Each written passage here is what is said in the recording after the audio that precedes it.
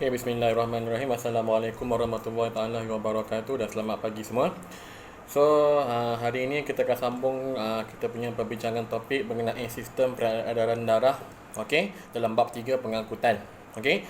So, pada minggu lepas saya telah pun menerangkan sedikit mengenai sistem pengangkutan secara am terhadap semua organisma. Okey, dan apakah perbezaan di antara sistem pengangkutan organisma ringkas dan juga organismanya kompleks, serta kepentingan sistem pengangkutan dalam setiap organisma. Okey. Kemudian saya telah pun menerangkan sedikit mengenai sistem peredaran darah, okey, terutamanya sistem peredaran darah manusia. Okey, dan kamu pun telah melaksanakan tugasan saya dengan baik dengan menghantar video berkenaan dengan aliran perjalanan darah daripada darah terdioksigen kepada darah yang beroksigen melalui jantung dan juga paru-paru dan kembali ke semula ke sistem sistemik. Okey. Dan saya pun telah menerangkan sedikit mengenai sistem peredaran darah ganda 2 yang di mana melibatkan dua sistem, iaitu sistem pulmonari dan juga sistem sistemik. Okey. Dan alhamdulillah kamu pun telah menerangkannya dengan baik dalam setiap persembahan video yang kamu telah hantar kepada saya. So, tahniahlah saya ucapkan kepada kamu semua. Okey. So, pada hari ini kita akan sambung kembali sistem peredaran darah. Dan ini kita akan tengok terlebih dahulu tentang sistem peredaran darah haiwan-haiwan yang lain. Okey. So, seperti mana kamu maklum, haiwan yang bertulang belakang ataupun vertebrata, okey, antaranya ialah seperti mamalia, okey, burung, amfibia, reptilia, okey, dan juga ikan. Alright. So, setiap daripada ini dipanggil organisma yang kompleks, dan setiap daripada haiwan-haiwan ini mempunyai sistem peredaran darah yang tersendiri, yang agak unik. Okey. So, kalau kamu boleh buka buku teks kamu muka surat 83, kita boleh tengok kepada gambar raja yang berada dalam muka surat tersebut. Okey, sistem peredaran bagi ikan dan juga amfibia. Okey. So, kalau kamu tengok kat situ, kalau kita tengok sistem peredaran darah bagi ikan, okey, so sama juga macam mamalia yang lain. Okey, mereka pun ada organ yang khas bernama jantung. Cuma struktur jantung bagi setiap haiwan-haiwan ini tidak sama dengan organisma mamalia seperti kita. Okey. Di mana untuk ikan jantungnya agak ringkas.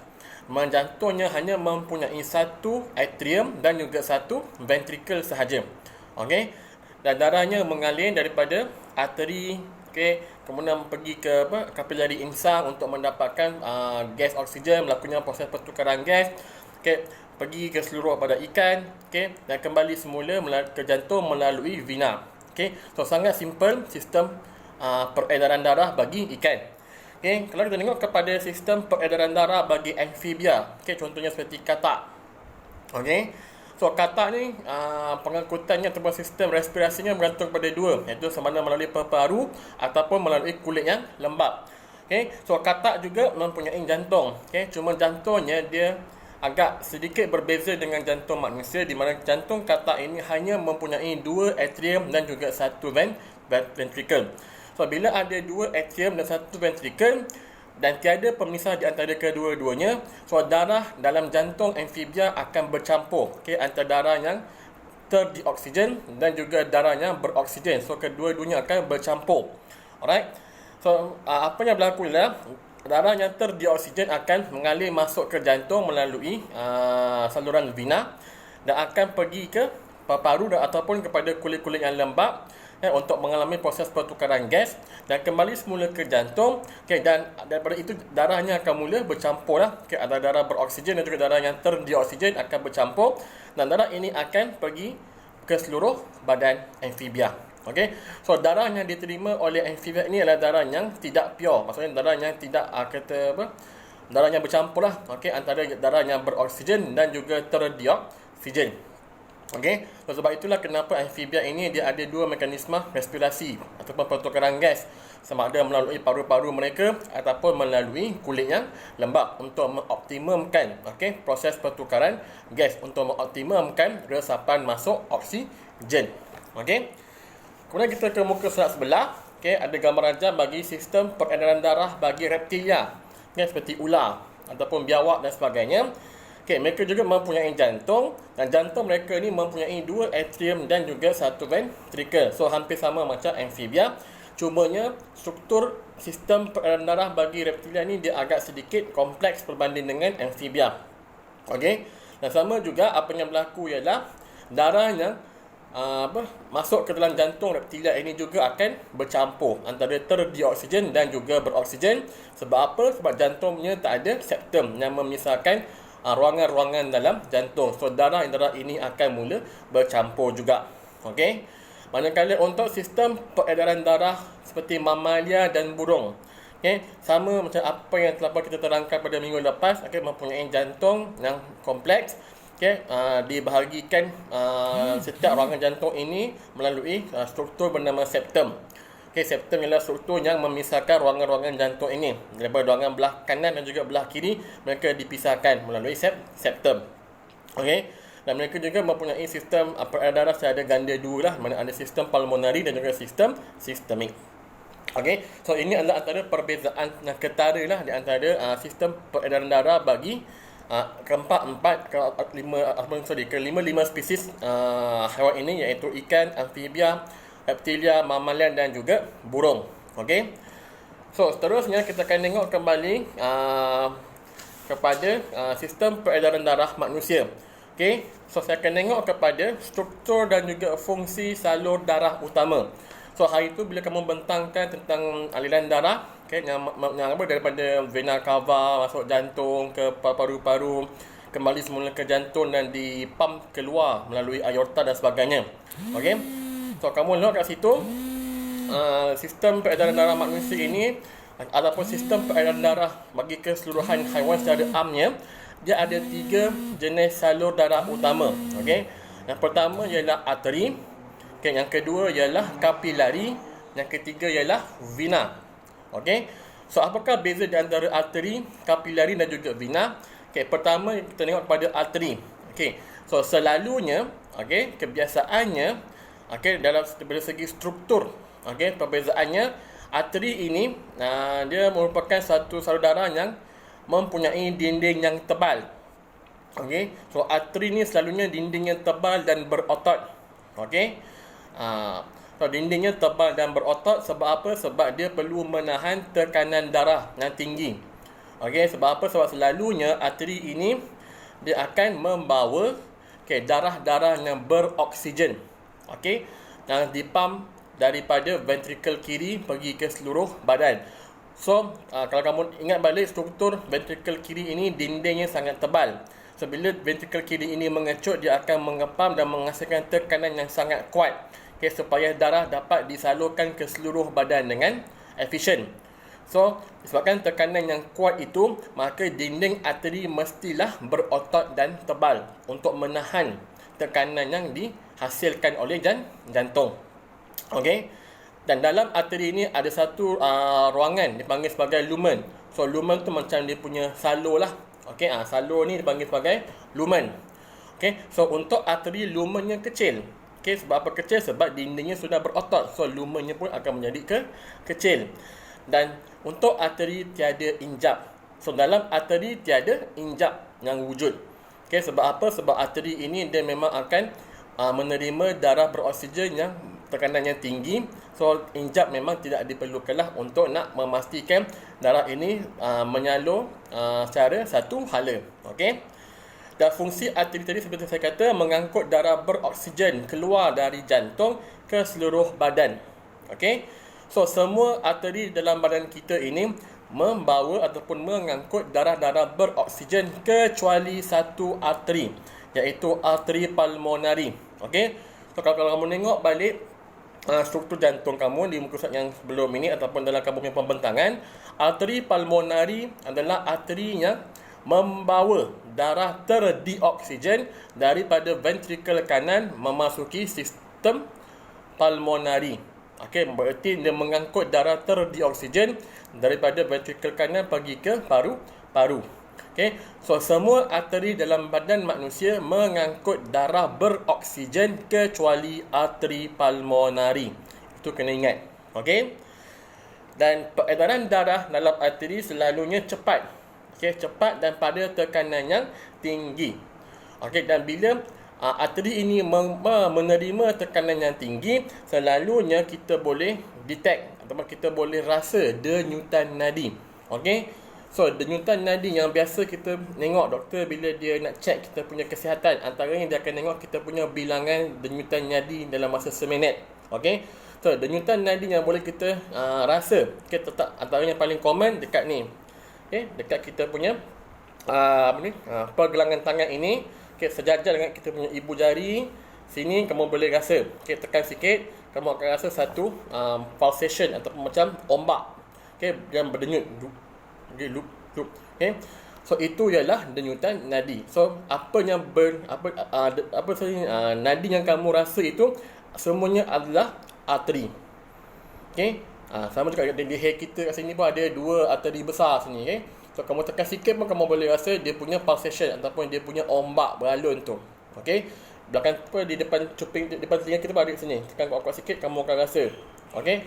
So ada banyak-banyak point denyutan nadi yang kamu boleh rasalah, antaranya yang paling common di leher kamu, okey, dan juga di pergelangan tangan kamu. Okey. So denyutan itu disebabkan oleh tekanan yang sangat tinggi yang diterima oleh arteri daripada jantung. Okey. So itu tentang arteri. Untuk kapilari pula, kapilari ini daripada segi strukturnya mempunyai dinding yang paling nipis. Sangat nipis. Setebal satu sel sahaja. Okey. Dan dindingnya juga tidak ada otot ataupun tisu elastik seperti mana arteri tadi. So kapilari dindingnya sangat-sangat nipis, setebal satu sel sahaja. Okey, kenapa? Sebab apa? Sebab kapilari ini berfungsi untuk membenarkan pertukaran gas. Okey. Contohnya kapilari yang kita tengok dekat paru-paru kan, yang melingkari ataupun membaluti alveolus. Okay, dindingnya hanya setebal satu sel untuk membenarkan pertukaran gas berlaku dengan cepat dan efisien. Okey. Dan juga membenarkan juga pertukaran bahan-bahan kumuh yang diangkut daripada badan kita pergi ke keluar, sama ada melalui paru-paru ataupun dekat ginjal kita pun bahan-bahan kumuh yang selain daripada karbon dioksida akan dikeluarkan melalui air kencing. So dia juga ada kapilari yang akan membenarkan pertukaran ataupun pembuangan bahan-bahan kumuh. Okey. So dia cepat. Alright. Dan untuk kapilari pun sama, tiada injap dan saiz lumennya adalah paling kecil. Okey. So ininya struktur kapilari, dan selalunya peredaran darah dalam kapilari, pengaliran darahnya yang agak perlahan. Okey, sebab apa perlahan? Pada tekanan darah yang menurun. Okey, so pengaliran darah yang perlahan pada tekanan darah yang menurun. So sampai di kapilari, tekanan darah akan mula berkurangan. So pengaliran darah melalui kapilari pun akan menjadi perlahan. Okey, perlahan tu bagus. Sebab apa? Sebab dia akan membenarkan pertukaran gas dan juga bahan kumuh dengan lebih efisien. Okey. Dan tiada denyutan nadi yang boleh kamu rasa di arteri, di kapilari. Okey. So macam kat tangan kita ni, okay, kalau kamu punya tapak tangan kamu ni, kenapa tapak tangan kamu ni berwarna merah jambu? Okay, sebab dekat tapak tangan kita ini sangat penuh dengan kapilari. Okay, so bila kamu tekan pun kamu takkan rasa sebarang denyutan nadi. Okay, so warna pink pada kamu punya tapak tangan ini disebabkan oleh darah beroksigen yang dibawa ataupun diterima oleh kapilari. Okay, dan last sekali ialah vena. Okay. So vena merupakan struktur salur darah yang di mana dindingnya nipis. Okay. Dindingnya nipis. Okay. Sedikit berotot. Okay. Dindingnya nipis, sedikit berotot dan elastik. Okay. Untuk memudahkan pengaliran darah pada tekanan darah yang rendah. Okay. Jadi kita tengok arteri tekanan darah yang tinggi, vena membawa darah dengan tekanan yang rendah. Okay. Beza antara vena dan juga arteri dan juga kapilari. Vena merupakan satu-satunya salur darah yang mempunyai injap. Okey, sebab apa injap? Sebab untuk memastikan darah yang mengalir melalui vena ini adalah satu hala sahaja. Okey, sebab ingat, vena ini dia berfungsi untuk mengangkut darah-darah terdioksigen. Okay, berfungsi untuk mengangkut darah-darah terdioksigen daripada seluruh badan kembali semula ke jantung. Itu fungsi utamanya. Okay, so contohlah kalau kita tengok vena daripada kaki. Okay, yang di mana kaki perlu pergi ke atas. Okay, so vena daripada kaki ni dia perlu membawa darah terdioksigen daripada bawah ke atas, di mana ianya menentang graviti bumi. Okay, so nak tak nak vena ini mesti ada injap. Okay, so bila berlakunya proses pengecutan jantung dan sebagainya, okay, darah yang terdioksigen daripada kaki ni akan memasuki vena. Okay, akan naik atas, dan bila tamatnya kitaran jantung itu, darah ini akan tend ataupun akan lebih cenderung untuk kembali semula ke bawah. So untuk nak mengelakkan darah ini kembali semula ke bawah, adanya injap pada vena untuk memastikan darah tersebut tidak kembali semula ke bawah. Okay, so itu fungsi injap pada vena. Okay, dan saiz lumen vena adalah sangat besar. Sebabkan lumen dia yang agak disebabkan dinding yang agak nipis dan tidak berotot sangat seperti mana arteri, maka lumen bagi vena adalah besar. Okey. Dan tadi saya katakan bahawa fungsi vena ini mengangkut darah-darah yang terdioksigen daripada seluruh badan kembali semula ke jantung, kecuali satu vena, iaitu vena pulmonari. Okay, vena pulmonari, kalau kamu tengok balik gambar jantung, dia mengangkut darah yang beroksigen daripada paru-paru pergi masuk semula ke jantung belah kiri. Okay, so vena pulmonari adalah pengecualian. Okay, so semua vena mengangkut darah yang terdioksigen kecuali vena pulmonari. Okay, dan peredaran darah dalam vena selalunya perlahan. Okay, perlahan pada tekanan yang rendah. Dan untuk vena, kamu tidak akan rasa sebarang denyutan nadi. Okey. Dan selalunya kamu boleh nampak vena pada anggota badan kamu ini, okey, pada warna. Okey, kalau kamu nak, mostly dekat tapak kaki lah. Yang paling murah tapak kaki, kamu akan nampak ada macam urat-urat ataupun salur darah yang berwarna kebiruan. Itulah vena. Sebab apa vena? Sebab vena mengangkut darah yang terdioksigen. So darah yang terdioksigen berwarna merah kebiruan. Okay. Sebab apa? Pada kurang oksigen. So kita boleh nampak melalui warna salur darah itu sama ada ia adalah vena ataupun arteri. Okay. So ini tentang struktur dan juga fungsi salur darah utama. Okay. So last kali kita akan tengok terhadap denyutan jantung. Okay. So biasanya bila kamu pergi ke klinik, okay, ataupun pergi ke mana-mana hospital, okay, antara examination yang doktor akan buat ialah dia akan gunakan satu alat dipanggil sebagai stetoskop. So, stetoskop ialah alat yang digunakan oleh doktor untuk mendengar, okay, untuk mendengar bunyi nafas kamu ataupun untuk mendengar denyutan jantung kamu. Okay, so secara amnya jantung kita ini akan menghasilkan dua bunyi, iaitu bunyi loop dan juga bunyi dub. Okay, LUB loop, DUB dub. Okay. So bunyi ini kamu akan dengar bila kita letakkan stetoskop pada dada kamu di tempat-tempat yang tertentu. So kita akan boleh mendengar, okay, denyutan jantung tersebut. So bagaimanakah bunyi loop dub ini terhasil? Okay. So bunyi ini boleh terhasil disebabkan oleh dua perkara yang berlaku dalam jantung. Okay, yang pertama ialah dipanggil sebagai diastole, yang kedua dipanggil sebagai sistole.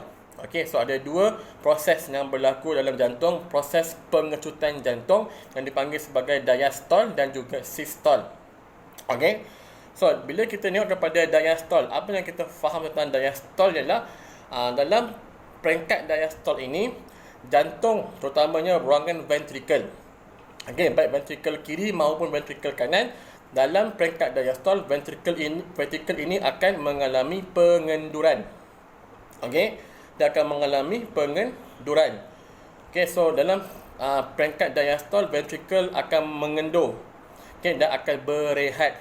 Okey, so bila ventrikel ni mengendur dan berehat, maka apa yang berlaku ialah injap tricuspid dan juga injap bicuspid akan membuka. Okay, dia akan membuka, membenarkan darah masuk daripada ruangan atrium memasuki ruangan ventrikel.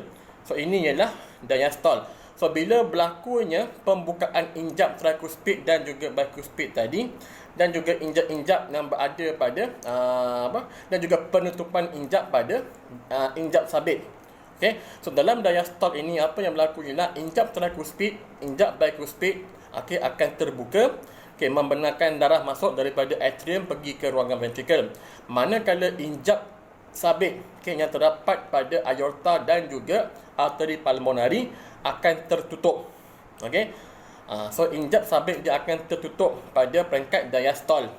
Manakala injap tricuspid dan juga injap bicuspid akan terbuka pada peringkat diastole. Okey. So pada peringkat diastole ini akan terhasilnya bunyi dup. Okey, DUB, dup. So bunyi dup ini dihasilkan disebabkan oleh penutupan injap sabit. Okey. Penutupan injap sabit pada aorta dan juga arteri pulmonary. Okey. Dan selalunya injap sabit ini akan tertutup dengan cepat. Okey. So bila ditutup dengan cepat, bunyi dup ini selalunya kita akan dengar sangat kuat. Okey, kuat dan cepat. Okey. Sebab apa? Sebab tekanan darah yang diterima pada injap sabit ini sangat tinggi. So dia kena tutup dengan cepat dan dia akan tutup dengan kuat. So bunyi dup ini memang tak lama. Okey. So bunyi ini disebabkan oleh penutupan injap sabit. Okey. Dan apa yang berlaku juga pada perangkat diastole, bacaan tekanan darah. Okey, bacaan tekanan darah yang mengalir. Okey, yang mengalir dan mengisi jantung dipanggil sebagai bacaan tekanan diastolik. Okey. So nanti kita akan dengar tentang pembacaan tekanan darah sistolik dan juga diastolik. Okey. So kalau kamu tengok dekat mungkin dekat mana-mana, kalau kamu pernah pergi klinik kan. Okey, ada kat situ blood pressure. Okey, blood pressure. Okay, ada dua figure. Okey, nombor yang di atas dan juga nombor yang di bawah. Okey, contoh 120/80. Okey, atau 130/80. So nombor yang berada pada bahagian bawah itulah bacaan tekanan darah diastolik yang akan direkodkan semasa peringkat diastole, iaitu peringkat di mana ventrikel akan berehat. Okey, ventrikel berehat, injap sabit tertutup menghasilkan bunyi dup. Okey. Peringkat yang kedua ialah peringkat sistole. Okey. So peringkat sistole ini pula apa yang berlaku ialah dalam peringkat sistole, ventrikel, okey, ventrikel kanan ke ventrikel kiri ke, ventrikel akan mengecut. Otot-otot ventrikel akan mengecut, dia akan mengepam darah, okey, memasuki ke ruangan-ruangan yang tertentu. Kalau ventrikel kanan dia akan kecut, dia akan masuk ke dalam arteri pulmonary pergi ke paru-paru. Kalau ventrikel kiri mengecut, dia akan mengepam darah daripada ventrikel kiri pergi ke seluruh badan melalui aorta. So dalam proses sistole ini atau pada peringkat sistole ini, apa yang berlaku ialah injap sabit akan terbuka. Okay. So injap sabit akan terbuka dan akan membenarkan darah keluar daripada ventrikel. Manakala injap tricuspid dan juga injap bicuspid akan tertutup. Okey. So pada peringkat sistole, injap tricuspid dan juga injap bicuspid akan tertutup. So bila injap bicuspid dan juga tricuspid ini tertutup, maka dia akan menghasilkan bunyi loop.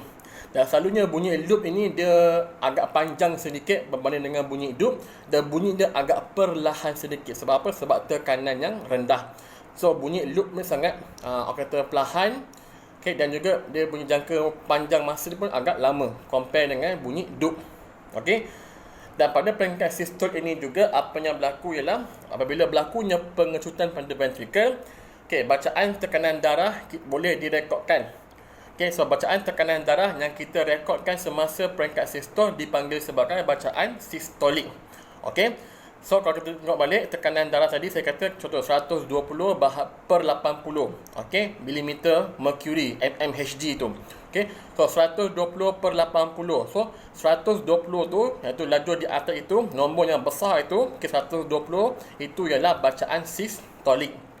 Okey. So 120/80. 120 ialah bacaan sistolik. Yang per 80 itu ialah bacaan diastolik. So itu ialah bacaan tentang pengukuran tekanan darah.